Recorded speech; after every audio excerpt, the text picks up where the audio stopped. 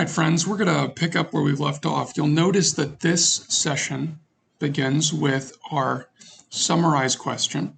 Just make sure that your group is all on the same page, especially if someone has not had the chance to review the video. This should allow you to quickly walk through the text. Take as much time as you need here, but we don't want to get bogged too deep into the text. This is a good time for you to highlight things that you thought were important or a way to frame the rest of the study. Now, I do some of that work for you with what I think is important.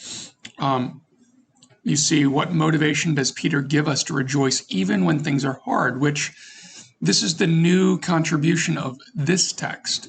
We have living hope, but it allows us to rejoice even when things are hard, and we're asking why. Of course, that does point back to last week. We rejoice because we've been given new life, regeneration, and resurrection. We've been given the hope of inheritance, and we're being guarded by faith. All of those realities, past, present, and future, allow us to rejoice even when things are hard.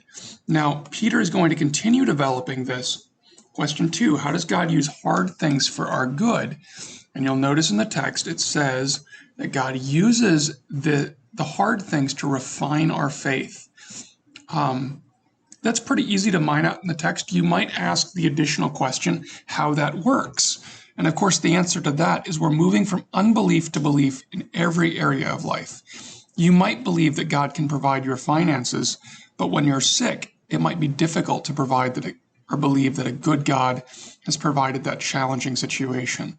Or that God is willing to protect your body, but maybe not your reputation. So we want to think about the hard things that God brings into our lives, all of them, from embarrassment to lacking physical things to trusting God for our future, and realizing all of those things move us from unbelief to belief. The hardship is a chance for us to trust God when we don't understand, right? Because faith is believing God when you can't see the road ahead. Very important for our study, because this is where we all grow. There are some things that we know God's going to show up in, and our faith is pretty strong. All of us have areas we continue to doubt God's goodness, and in your group, we can mine that out. Now, when we get to the heart section, I've given you a little comment. We struggle to find joy because life seems purposeless and unfair. We ask, why me? And what if questions, which only lead to produce anger or depression. But it's faith that allows us to trust God even when we can't understand why or see any benefit for our suffering. Just providing a little more application from the text we looked at. The question is, when were you tempted to ask, why me, this week? What are the lies that Satan tempts us with to make us believe we know better than God how life should work? Some key words there, all right? All of us are tempted to ask God, why this, why now, why me? And we speculate behind all of those questions is the accusation, God, it shouldn't be this way. I shouldn't be interrupted. I shouldn't have a flat tire. I shouldn't have an overdraft bank account. I shouldn't be dealing with sickness. I shouldn't have to forgive someone for hurting me. All of these things are part of the lie that God did something wrong. But if you believe that God planned all of your days, he understood all the difficulty that would be coming your way, then this is an invalid question. We can ask God, by the way, God, help me to understand, or God, this is too hard for me to bear up under. Those are honest assessments, right? But why me is an accusation more than a question. And we can see the lies, right? That my life is supposed to be comfortable. My life is supposed to be easy.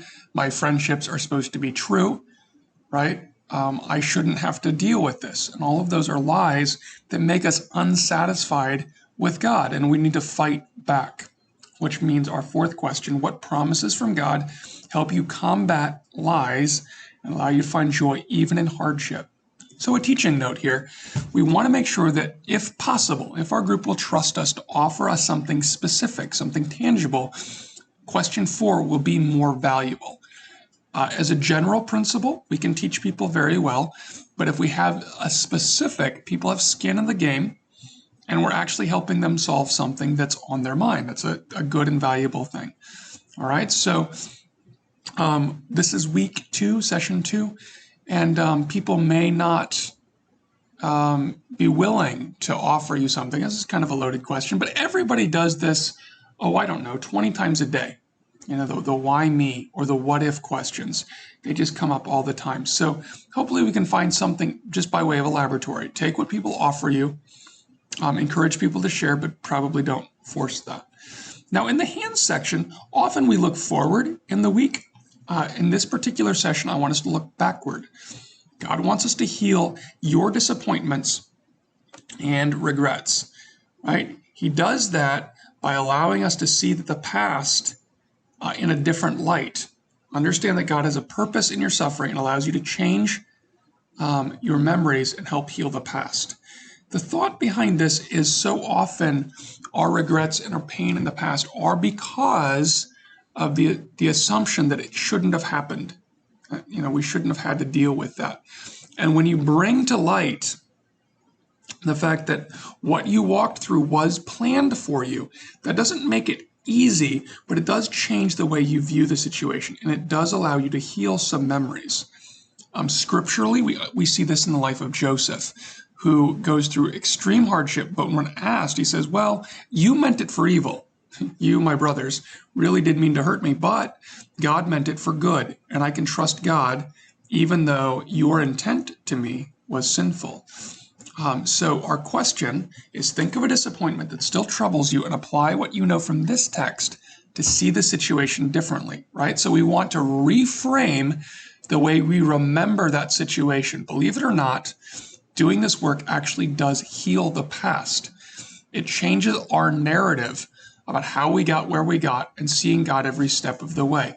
This is not easy, all right? It really isn't, because there is some deep-seated hurt and some very deep unbelief. So if people can understand the general concept, it's enough, which is why I put continue this work privately during next week. There are some hurts that are not going to come out in this group. That's okay. That's okay. But we want to hold out the possibility that as we realize that God brought the hardship for a reason, and that reason, at least part of it, was to strengthen our faith, we can look back at things that were very painful and say, you know what, God was there, and there was a purpose, and this was not wasted. Seeing that helps us heal lots of hurts that have lingered from the past that are difficult to let go. I hope this is helpful, and I look forward to hearing how your groups work out. There's some powerful truth to sort of heal our past and to give us powerful tools to confront difficulty in the coming week. Thanks, guys.